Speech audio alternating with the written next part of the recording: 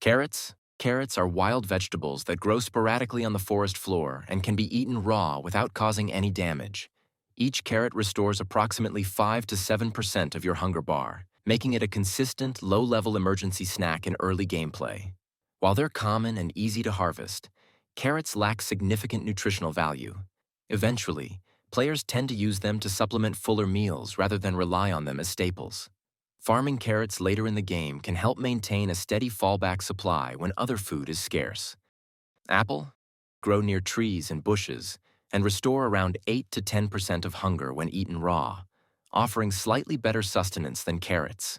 They are still considered early game fillers, but gathering apples gives you a modest efficiency boost.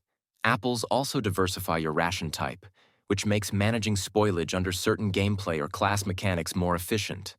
Cake? Cake is a rare wild item that drops unpredictably in the forest and restores approximately 12 to 15% hunger. Though much more nourishing than fruits, it should still be considered supplementary due to its irregular spawn rates. Players often save cake for midday hunger gaps or use it strategically while hunting for meat to conserve combustible fuel for more important cooking. Berry? Berries grow in clusters of 3 to 5 on bushes, and each yields 4 to 6% hunger restoration per berry. So harvesting an entire bush can net around 12 to 30% hunger overall. They're quick to gather and very efficient for small hunger patches, especially before nightfall or during early exploration phases. Though plentiful, berries spoil quickly in your bag if you don't use or combine them in stew within a few in-game days.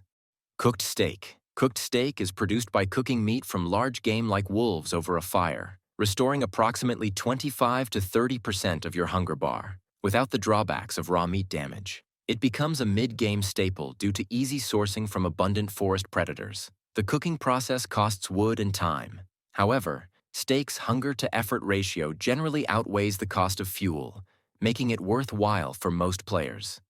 Cooked morsel. Cooked morsels come from small wildlife, such as rabbits, and restore around 18 to 22% of hunger once cooked. They cook quickly and are ideal for sustaining hunger in short bursts between hunts. Many players carry several morsels ready to cook at their campfire when heading into exploration, giving them flexibility for on-the-move hunger management. Stew? Building a crockpot unlocked at crafting bench level 3 costing 10 bolts and 15 logs allows you to combine any 3 food items into one stew. After about 10 seconds of cooking, signaled by shaking and hissing, the stew becomes available and restores an impressive 45 to 55% of hunger. Stew is the most efficient food resource per ingredient, provides full hunger restoration, counts as just one meat meal per day, and scales well with higher-tier class perks like Cook's faster cooking or healer spacing. Community veterans often agree that one stew per day keeps starvation away, especially when managing fluctuating hunger during hard mode survival. Its combination flexibility, meats, berries, cake, makes it incredibly resilient in varied resource situations. Bandage? Bandages restore roughly 30 to 35 health instantly and are required to revive fallen teammates. Players often carry one per slot as a healing insurance during exploration or combat-heavy nights. Bandages are common early, but their value increases as the game progresses and resources become scarce, particularly when class perks improve revival speed and effectiveness. Medkit? Medkits offer 60 to 70 health restoration and also revive teammates, making them powerful healing items in tough combat or boss scenarios. They are rarer and more valuable in mid to late gameplay.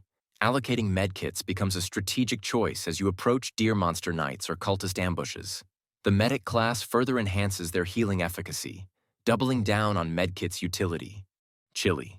Chilli grants a 25 to 30 second movement speed buff, ideal for escapes or strategic positioning during fights. Survivors often sip chili just before triggering deer monster events or cultist encounters. The extra movement can enable perfect dodge windows or swift retreats from collapsing camps. It's compact, lightweight, and often one of the few items players can carry without resource cost. Logs, chopped down from trees using an axe, or occasionally found in piles of 6 scattered around the map.